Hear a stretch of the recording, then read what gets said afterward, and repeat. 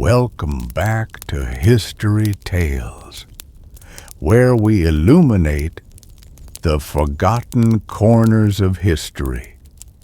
If you love stories that blur the line between truth and legend, don't forget to subscribe, like, and ring the bell so you won't miss what comes next.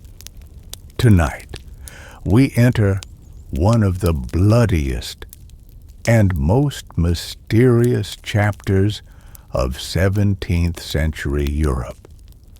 A story called The Last Breath in the Castle of the Blood Countess, a mist-covered castle in Transylvania.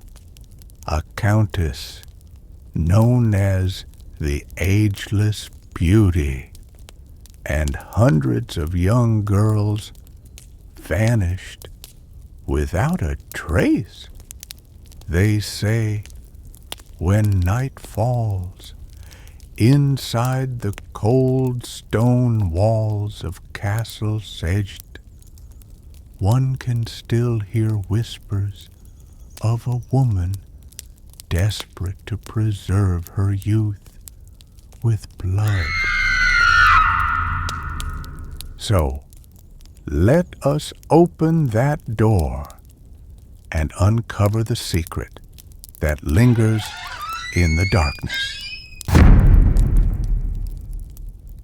Chapter 1: The Girl Without a Homeland. My name is Anna. I don't know who my parents were. The only memory I have is the smell of damp hay in the stable where I slept, and the voice of a strange man saying, "This girl is strong. Cheap price." And so I was sold. When I was 14, a carriage rolled along the misty roads of Transylvania. It carried me to Castle Csejte, the estate of Countess Elizabeth Bathory. From afar, the castle stood tall, like a stone beast, ancient, cold, watchful. The moonlight pierced its windows like eyes gazing down from the dark.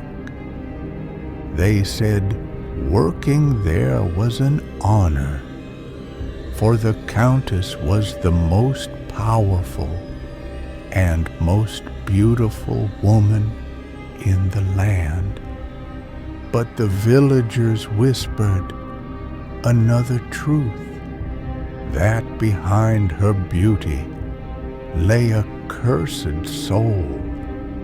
Inside the grand hall, the air smelled of roses and something metallic, sweet, almost like rusted iron. Countess Bathory appeared in a dark crimson gown. Her skin was pale, reflecting the candlelight. Her black hair flowed smooth, glinting beneath the moon's breath. She smiled, voice soft as silk.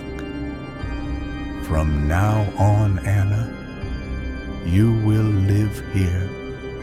Serve me well, and I shall give you a life beyond your dreams." I bowed, my heart racing. Something in her eyes made me want to look back and run. That night, I was placed in the west cellar with the servants.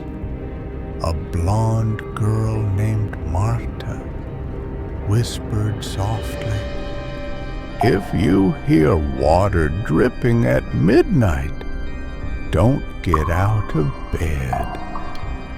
I laughed, thinking she teased me, but at midnight I heard it, a soft, steady trickle, seeping through cracks in the stone. The next morning, while cleaning the eastern corridor, I found dark red stains splattered across the floor. I knelt, touched one. It was still warm. It wasn't water. It was blood. That was the night I realized this place was not for the faint of heart. Chapter 2.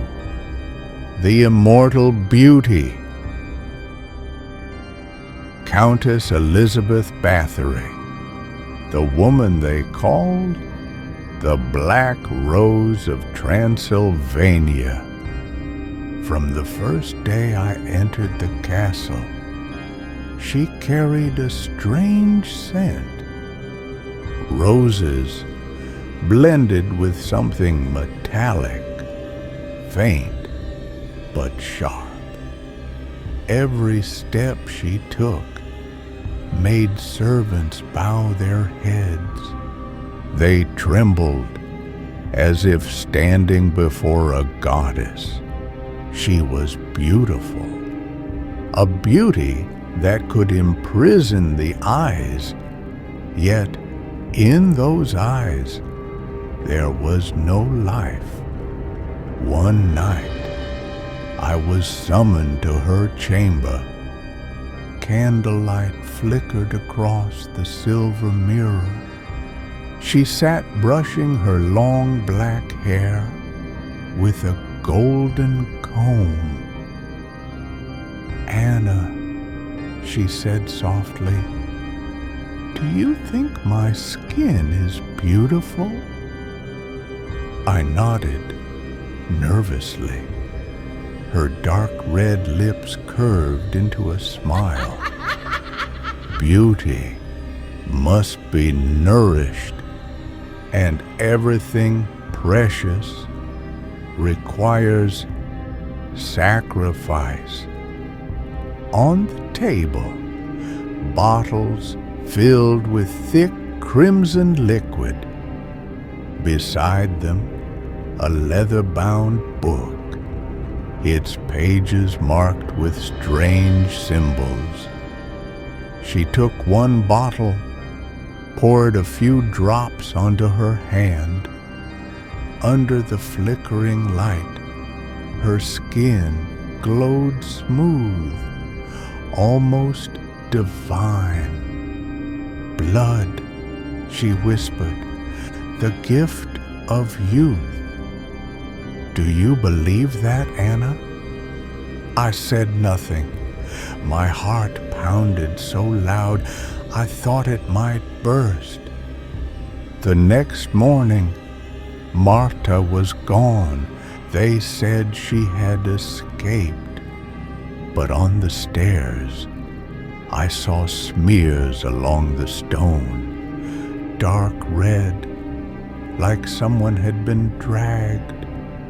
Droplets of blood marked each step.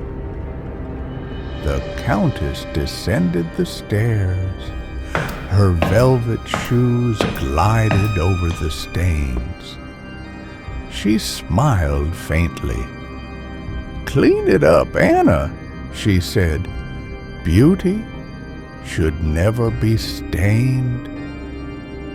That was the moment I knew her beauty was not a blessing from God. Chapter 3. The MOANS beneath the cellar.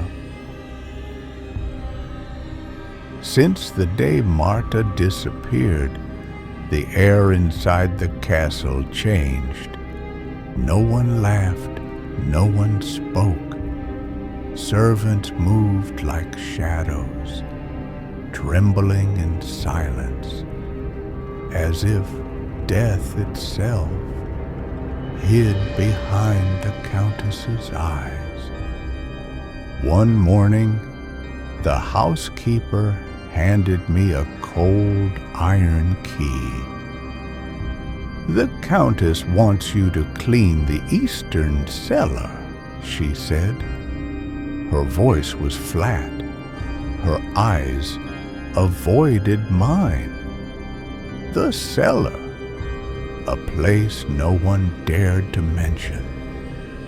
I took a lantern and descended the spiral stairs. With each step, the air grew colder, heavier. The stench of iron filled my nose. The light revealed stains, dark brown splattered on the walls, dried blood. At the end of the corridor, a small wooden door. From behind it came a faint sound, weak, trembling, almost human. "Is someone there?" I whispered. No reply, only the sound of metal clinking against stone. My heart pounded. I pushed the door open. The lantern's glow spread across chains, hanging from the ceiling. In the center, a wooden table, soaked dark with something that once was red. On the floor, strands of hair, tangled with blood. Then a pale hand emerged from the darkness. Help me. Trembling, Help me. reaching toward me, I gasped. But before I could scream, a hand gripped my shoulder. "Be silent," the housekeeper hissed, her eyes bloodshot, sleepless. "If you want to live, forget what you saw." She snatched the key from my hand, locked the door with a sharp click, sealing fate itself. That night, lying in bed, I heard it again, the faint moan rising through the stone floor. At first, I thought it was a dream, then a whisper, fragile, almost gone. "Help me!" Tears welled in my eyes. I pulled the blanket over my head, trembling. Help me. Help me. Help me! That was the night I learned. In this castle, human souls were nothing more than experiments for beauty. Chapter 4. The Missing Girls. Since the night I heard the moans beneath the cellar, Castle Csejte was never the same. Laughter vanished. When darkness fell, every servant locked their doors and prayed until dawn.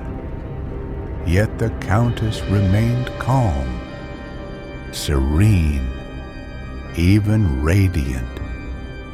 Each morning she appeared in the grand hall, flawless skin, cheeks flushed, untouched by time. Every week, the castle's carriage departed with an invitation. Countess Bathory seeks young girls for service, a chance to change their lives.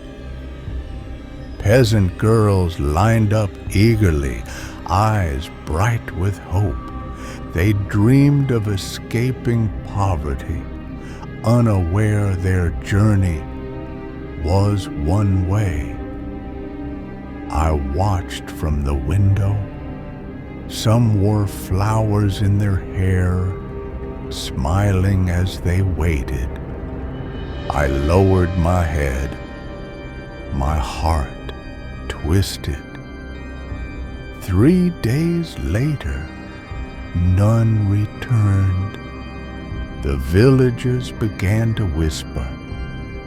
At night, they said, red light flashes from the castle's tower.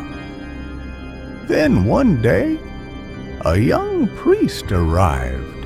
His name was Istvan. While I was scrubbing the floors, he approached quietly. My child, he said, I've come to free the souls trapped here. But you mustn't tell anyone. His eyes were kind, but heavy with fear.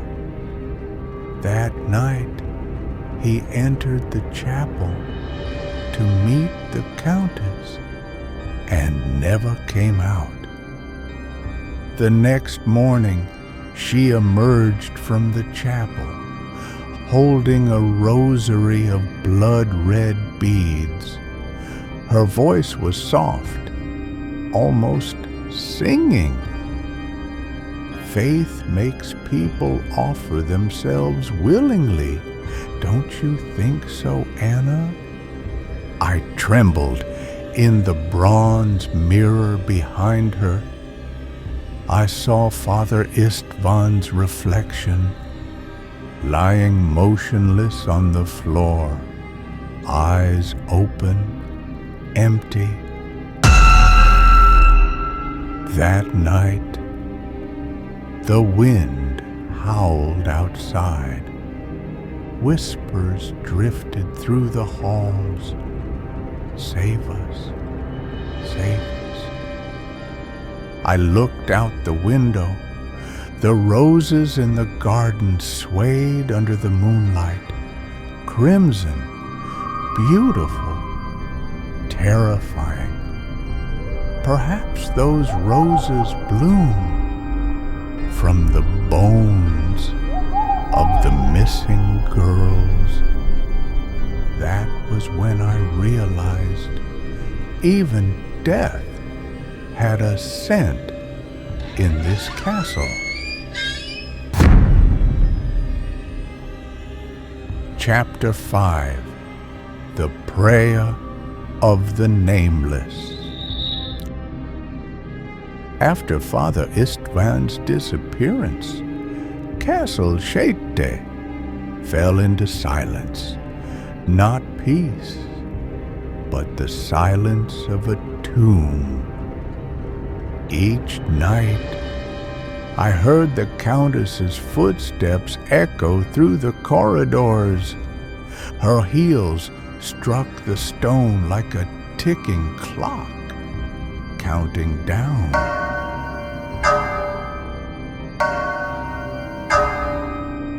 One night, curiosity overcame fear. I followed her. Her candlelight led me to the garden, to the abandoned chapel behind the castle, a place no one dared to enter. Moss covered the walls. The roof had collapsed, yet inside, faint light flickered as if something waited. I hid behind a broken angel statue and peered through the cracks. The Countess knelt before the altar, her crimson cloak pooled around her like spilled blood. Her words were not prayers. They were whispers, serpentine and dark. The candles flickered wildly. From the statue's eyes, red liquid began to flow. You promised me eternity, she cried softly. I gave blood. I gave souls. Do not let me wither. A cold wind swept through. The flames died. From the darkness, a blackened hand reached out and touched her shoulder. The Countess did not scream. She laughed, a twisted, echoing laugh that no longer belonged to a human being. I stumbled backward, but she appeared before me. Her eyes glowed red, her voice a hiss. Anna, you are far too curious. I froze. Her finger pressed against my lips. Shh. The secret of beauty is not for the faint of heart. Then she turned away, vanishing into the darkness of the chapel. That night, I realized the Countess was no longer merely human. Chapter 6. The Letter to the King. After the night in the chapel, I could no longer look at the Countess. She still walked through the grand hall, radiant, untouchable, as if youth itself pulsed in her veins. But I knew what flowed within her was not her own blood. Whispers spread through the village. More girls vanished. Yet when guards came to question us, no one dared to speak. Fear ruled all. Some said at midnight they heard singing, sweet, sorrowful, tangled with cries. Finally, Bishop Nitra, the only man brave enough to defy her, wrote to King Matthias II of Hungary. Your Majesty, he wrote, blood seeps into the soil of Transylvania. If you do not act, this land will become a graveyard of virgins. The letter was sent in secret, carried by a loyal soldier, but nothing inside that castle stayed hidden from the Countess. Her eyes were everywhere. That night, the soldier vanished. By dawn, his horse was found by the roadside, headless. Rumors spread. Nobles began to suspect. Yet none dared confront her, for she was of royal blood, wife to a mighty general. Some whispered the devil himself shielded her. Others believed she had traded her soul for eternal youth. Either way, fear kept the world silent. One evening, while I was cleaning the corridor, the Countess summoned me. She sat at her desk, holding a letter sealed in red wax, the bishop's letter. "Do you know, Anna," she said softly, "humans fear what they cannot understand. They call me monster, but it is they who wear masks of virtue." She clenched the letter. Blood seeped through the parchment. Her gaze met mine, deep, endless. "If anyone asks," she whispered, "you saw nothing.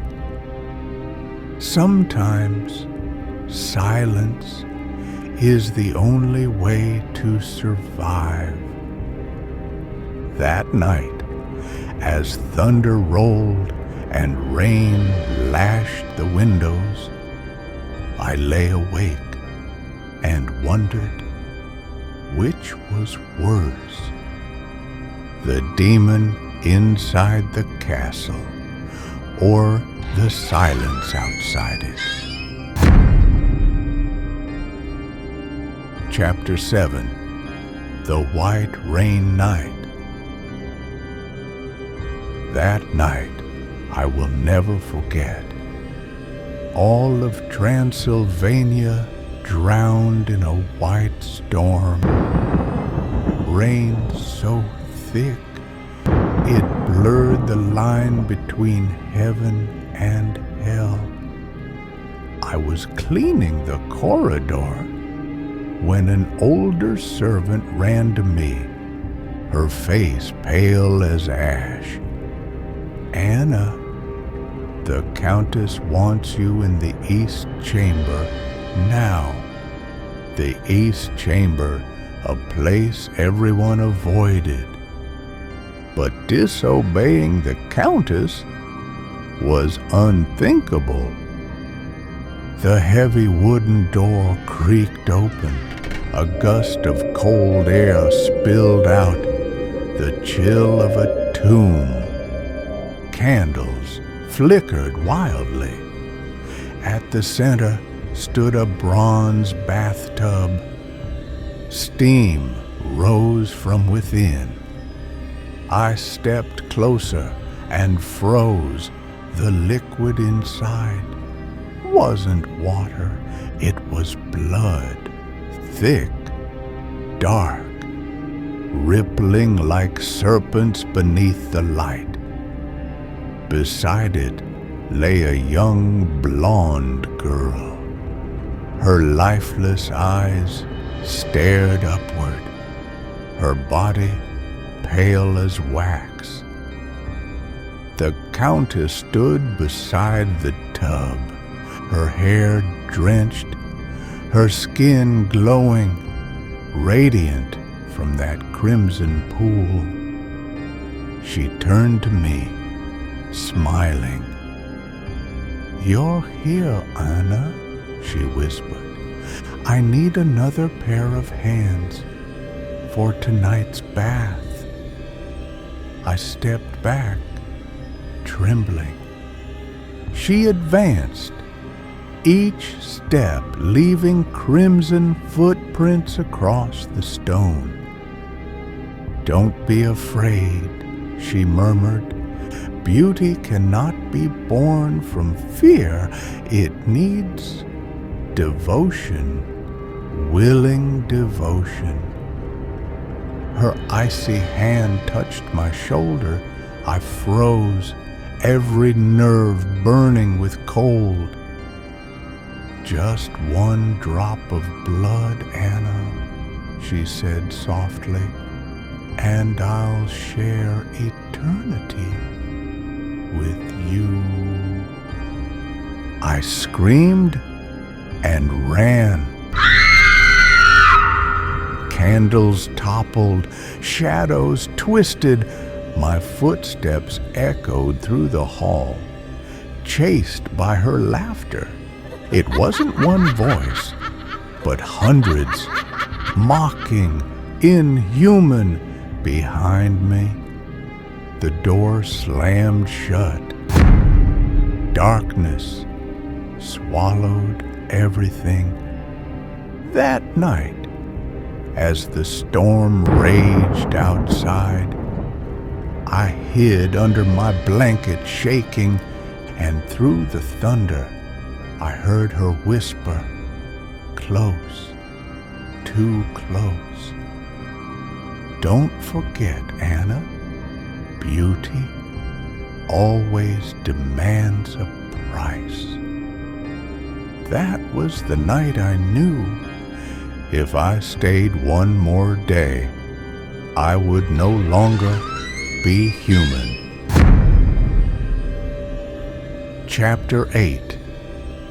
The Return of Justice. 3 days after the white storm, the skies over Transylvania were still gray, but something had changed in the air. Rumors spread. A royal army was approaching Castle Csejte. They bore the banner of King Matthias II. The Countess remained calm. Sitting by the fire in the grand hall, her eyes reflected the flames as if she saw something far beyond them. Justice, she murmured, the justice of men for a woman with power. How amusing!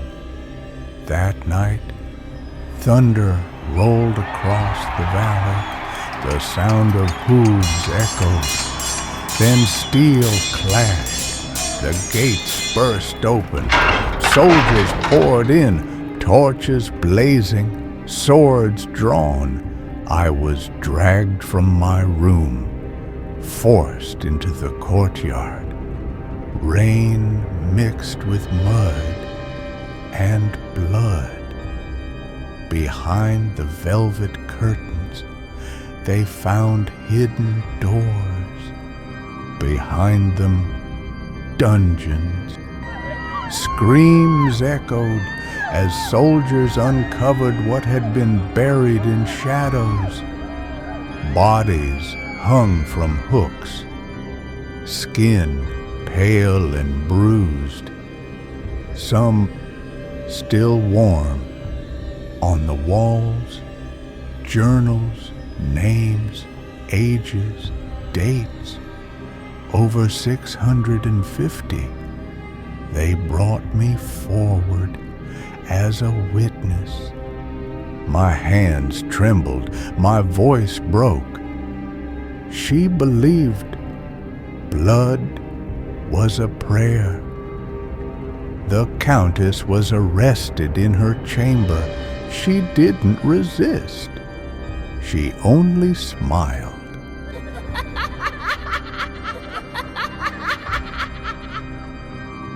You think you can imprison me? She said softly. Beauty cannot be chained. The verdict came swiftly. Elizabeth Báthory, sentenced to life imprisonment, sealed inside her own chamber, walled with stone, only a slit left for food. I watched as the final brick was laid.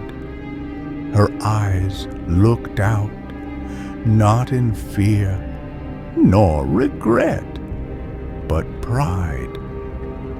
They will forget me, she whispered, but I will never forget them. As the church bells tolled 3 times, I realized justice had come, but far too late. Chapter 9. The Secret Behind the Wall. 3 years passed since the Countess was sealed in her chamber. Castle Csejte fell silent. No footsteps, no laughter, no whispers in the dark. Only the heavy stillness of forgotten ghosts. Villagers said that after the wall was built, the fields grew green again. Children stopped crying at night, but I knew evil never dies. It only sleeps. I remained in the castle as caretaker. Each morning, guards delivered food through the narrow slit in the wall. Sometimes they whispered that faint voices came from inside. One night, curiosity overcame me. I pressed my ear against the cold stone at first. Silence. Then a sound. Soft, faint, breathing. Anna. I stumbled back, heart pounding. The wind outside vanished, leaving only that voice, familiar, gentle, terrifying. Anna, are you still there? My hand trembled. I touched the wall. Through the cold stone, I felt something, a pulse, slow, alive. At dawn, I called the guards. They broke down the wall. When the last brick fell, the chamber was empty. On the floor lay a crimson velvet dress, stiff with dried blood. Beside it, an open diary. The last line, written in trembling ink. I looked into the mirror. My skin has not aged, but I can no longer see my reflection. No body, no trace of the Countess. That night, villagers swore they saw a red light rising from the castle tower, fading into the mist, and ever since, when the moon turns crimson, people say they hear a woman singing, beautiful, forever beautiful.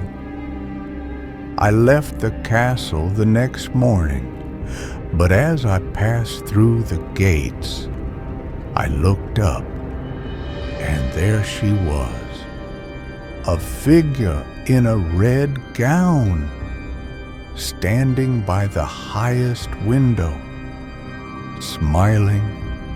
The Countess was dead, but her beauty still lived in our fear.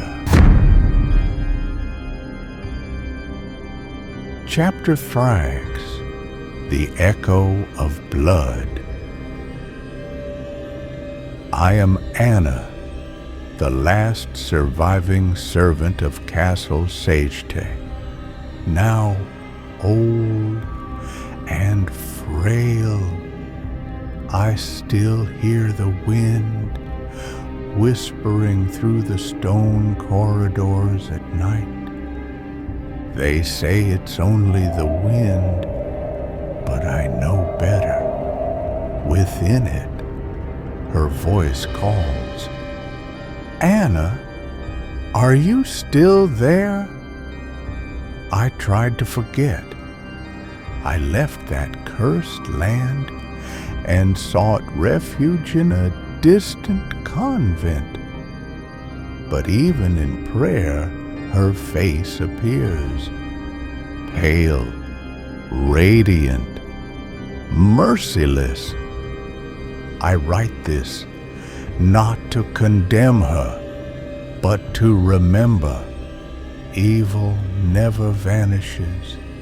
It only changes form, wearing the mask of desire and power. They say the Countess killed over 600 girls, yet no one knows the true number, or how many souls still wander within those cold stone walls. Perhaps the castle still breathes with them, the forgotten victims, the roses that never bloomed. Sometimes I dream I am back there. The walls crumble, the halls echo with laughter, her laughter. Am I still beautiful, Anna? I awaken in tears, unsure if it was a nightmare or a calling. People call her the Blood Countess, but to me, she is the embodiment of desire, a hunger that transcends humanity, defies death itself. And perhaps, as long as mankind fears death, her name will live on, a warning that beauty too can be held. Elizabeth Bathory, the Blood Countess of Hungary. They called her the Demon in Silk, the first true vampire of Europe. But between truth and legend, where does guilt end and myth begin? Perhaps she was a murderer, or perhaps a victim of power, condemned for crossing the boundaries set for women of her time. Whatever the truth, the cries that once filled Castle Csejte have never truly faded. On nights of the red moon, villagers still swear they hear a woman's voice, singing softly through the walls. Beautiful, forever beautiful. History, after all, is not written only in blood, but in the echoes of fear that linger long after. Thank you for walking with History Tales through this dark chapter of the past. If you love stories that blur the line between fact and myth, where the shadows of history still whisper, remember to like, subscribe, and ring the bell, because many mysteries still wait to be awakened. Sometimes the most terrifying thing is not death, but what humanity is willing to do to escape it.